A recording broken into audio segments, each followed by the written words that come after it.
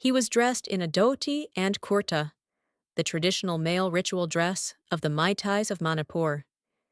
He looked about 60, but all his hair was a deep shade of black. It could pass off as a satisfying success story of hair dyes. His name was Tomal, and he was a Maiba shaman, skilled in the rituals and traditions of Manipur. He sat on the cane stool, giving specific instructions for the ritual that was to take place. Sandhya's mother-in-law, Janto, another lady in her 60s with dark black hair, spoke softly in a conspiratorial tone to him, and he replied, "Yes, the thief is very near. She has taken your ring. With my rituals, I will make her toss and turn on her bed, unable to get a wink of sleep all night, tonight, and she will be forced to return what she stole by tomorrow morning."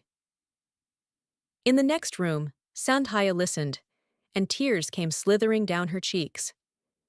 She knew her mother-in-law suspected her of stealing her favorite ring. She had not taken it. She would rather die than steal anything from this house, but her mother-in-law's suspicions were becoming harder and harder to bear.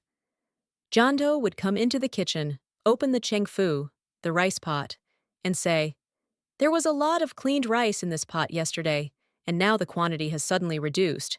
Someone has given it away." No one was in the house except Sandhya, her mother-in-law Jainto, her two kids Chanbi and Fajabi, and her husband Chinglemba. Sandhya knew her mother-in-law suspected her of giving away stuff to her parents, whose house was just half a kilometer away. It was a place she sometimes fled to when the abuse became unbearable. Countless times her mother-in-law has abused her, and unable to bear it, having married at the tender young age of 16 and born children at 17, as was the custom of those times. She sometimes answered back, and that would make her mother-in-law scream at her, "You ingrate, you low-class woman! How dare you answer back to me?" This morning, her mother-in-law misplaced her ring somewhere. She searched high and low for it, but could not find it anywhere, so she called the Maiba to consult the oracle and find out who had stolen it. They were making preparations for the ritual. Plantain leaf, rice, scissors, needles, betel nuts, and leaves, offerings of fruits and vegetables, and assorted items were ready to be offered to the gods that they planned to appease that day to make them reveal the truth of who stole Jando's gold ring. Before the rituals could begin, Jando called out for her, "Sandhya, come and mop the room where we will place the ritual items. I will consult the oracle to find out who has taken the ring. Our revered tatas, addressed to elder brother, mantras will make whoever stole the ring spit it out and return it to us."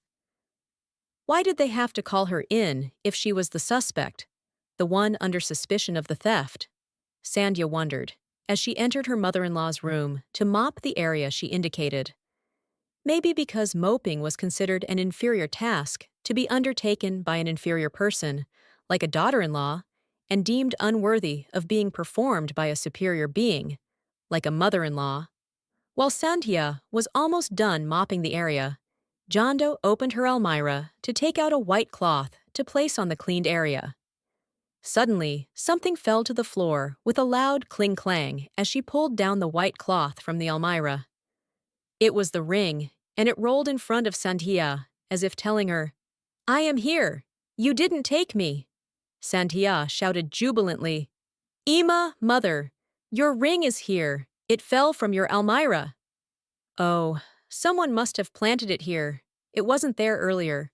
Jando said this, but her cheeks turned almost crimson with these words, and the Maiba added in a flustered tone, "Well, it must be that way.